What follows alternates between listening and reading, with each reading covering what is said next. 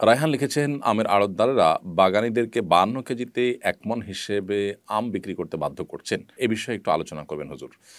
ভাই রায়হান, এই বিষয়টি আমাদের চোখে পড়েছে যে আমের ক্ষেত্রে আড়তদাররা বাগানীদেরকে 52 কেজিতে মণ হিসাব করতে যে বাধ্য করে থাকেন, সেটি সুস্পষ্ট জুলুম এবং অবিচার। এবং এই 52 কেজিকে মণ হিসাব করতে গিয়ে যে 12 কেজি অতিরিক্ত নিচ্ছেন, এই 12 কেজির পাওনা কিয়ামতের ময়দানে কড়ায় গণ্ডায় বুঝে নিবেন পাওনাদাররা, অর্থাৎ আমের বাগানীরা। তাদের প্রতি এই জুলুম কোনোভাবেই মেনে নেওয়া যায় না। যাদের মধ্যে আল্লাহর ভয় আছে তাদেরকে আমরা অনুরোধ করবো, আল্লাহর ওয়াস্তে এই অন্যায়, এই অনাচার করবেন না। তাদেরকে দুর্বল পেয়ে অথবা তাদেরকে বাধ্য করে 12 কেজি আম আপনি নিবেন আর সেটা আপনি দাম পরিশোধ করবেন, এটা জায়েজ নয়। নবী করিম সাল্লাল্লাহু আলাইহি ওয়াসাল্লাম বলেছেন, লা ইয়াহিল্লু মালু ইমরিইন মুসলিমিন ইল্লা বিতিবি নাফসি। কোন মুসলিমের সম্পদ আপনি তার সন্তুষ্ট চিত্ত ছাড়া আপনি যে কোনোভাবে তার কাছ থেকে আদায় করবেন, নিবেন, সেটা কিন্তু জায়েজ হবে না।